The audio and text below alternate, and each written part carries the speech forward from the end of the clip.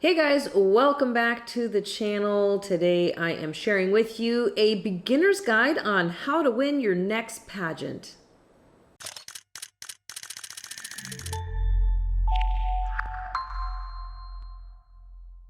One of the first things that you need to work on is your posture.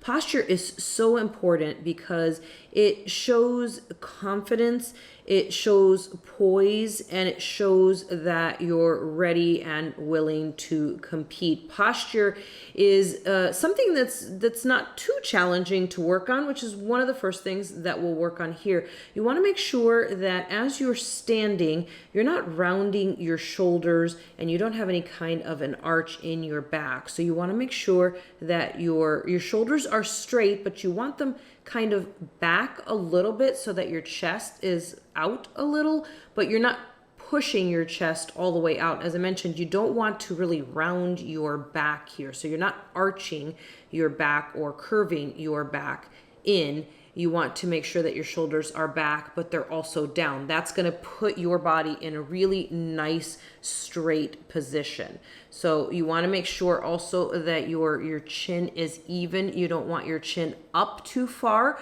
because that does convey kind of an air of, someone who's a little too confident in themselves.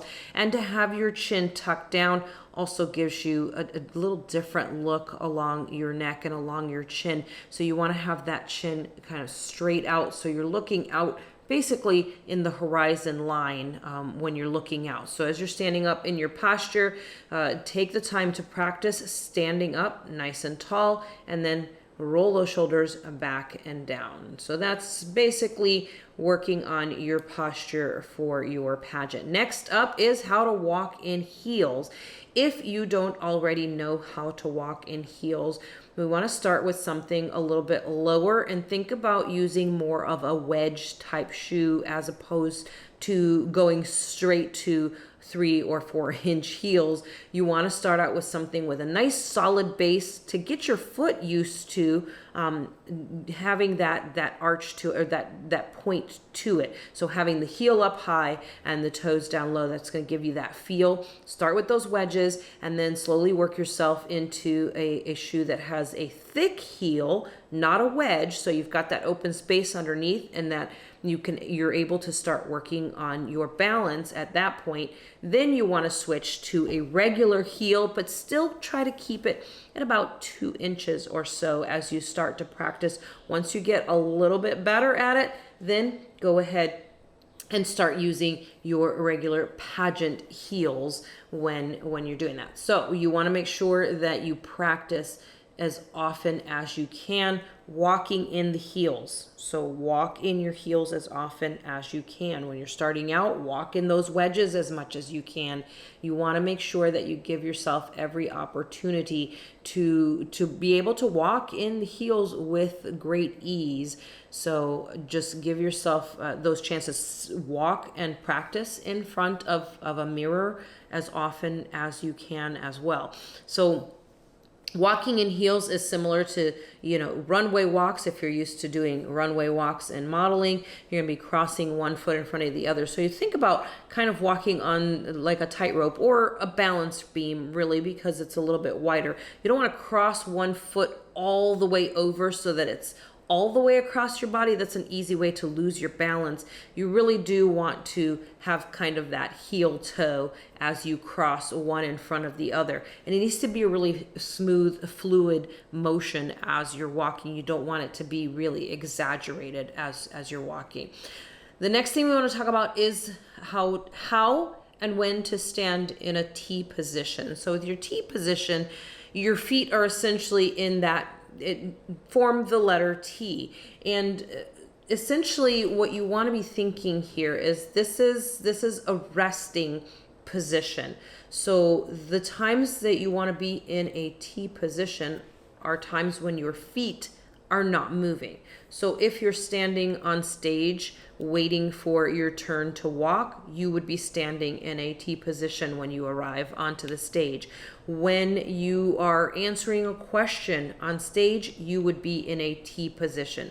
So anytime that you are not going to be in motion and you're just going to be standing still on the stage, that is when you're going to be using that T position to allow you to have a nice, elegant look to yourself when you're in that T position. So make sure that as you're standing, practice doing that at home. If you're standing at the sink doing dishes, you're in a standing position, in a still position. Practice that T position.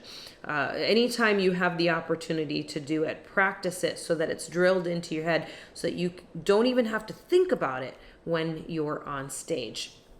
Next up is picking the right shoes.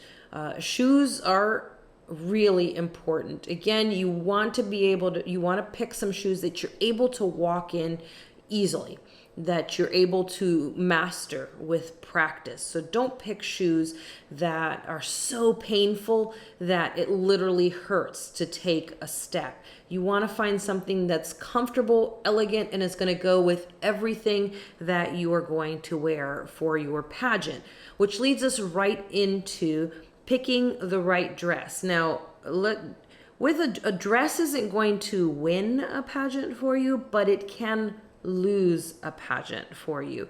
Not picking the right dress can be a really huge mistake when you're planning out for your pageant. So you want to pick something that is going to complement not just your skin color, but your hair color and your eye color. So these are all things that you want to take into account as you're choosing a dress to wear to your pageant. It's the same thing you need to be thinking as well when you're picking out your wardrobe for the rest of your pageant, for interviews and for presentations and even for practice.